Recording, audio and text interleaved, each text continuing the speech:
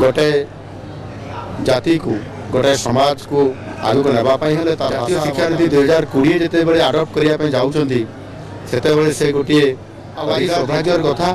आम ओडिशा आम ऑल चिके आम पिलामानकु आम ताकू ऑल चिकी भाषा ऑल चिकी भाषा अध्ययन करिवार सुजोग पाइबे। प्रथम श्रेणी यूनिवर्सिटी पर्यंत ये प्रकार व्यवस्था आज ओडिशा सरकार करने निष्पत्ति नौछंती।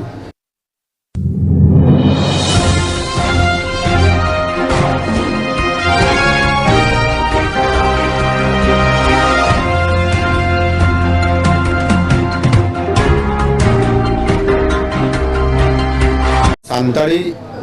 भाषार स्क्रिप्ट ऑल चिकी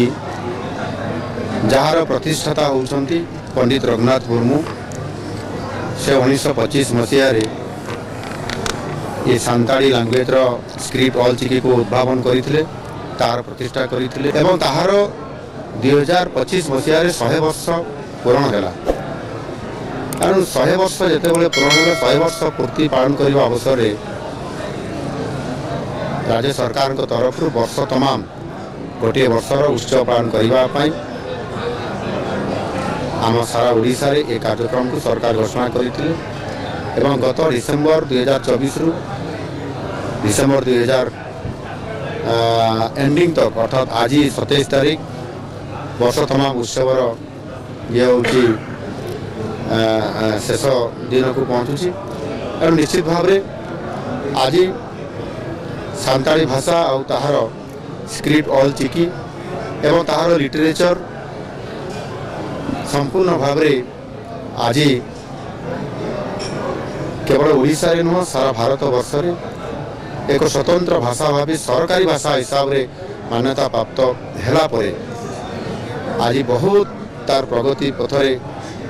भाषा साहित्य लिटरेचर बहुत आगे को बढ़ी एवं आज जिते बड़े भारत सरकार जातीय शिक्षा नीति 2020 जिते बड़े आडप्ट करने जाऊँगी से गोटे अधिकार देइचंती जे जो अंचल लोक मैंने जो भाषा रे कथा कहते से भाषा रे मध्य समानक पई शिक्षा व्यवस्था रे अणाजिवो। आज सौभाग्यर कथा आम ओडिशा रे मध्य आम ऑल चिके आम पिलामानकु आम ताकू ऑल चिकी भाषा रे बही छपा हबो एवं समाने ऑल चिकी भाषा रे मध्य अध्ययन करिवार सुजोग पाइबे। प्रथम श्रेणी यूनिवर्सिटी पर्यंत ये प्रकार व्यवस्था आज ओडिशा सरकार करने निष्पत्ति नौछंती। एणु आज गोटे जाति को गोटे समाज को आगु को नापाई हेले तार भाषा और तार स्क्रिप्ट जो आवश्यकता था ता आज पंडित रघुनाथ मुर्मू पालन कर आज आम केन्दुझर जिले में सिलिसुआ ग्राम रे जो आज एक राज्य स्तरीय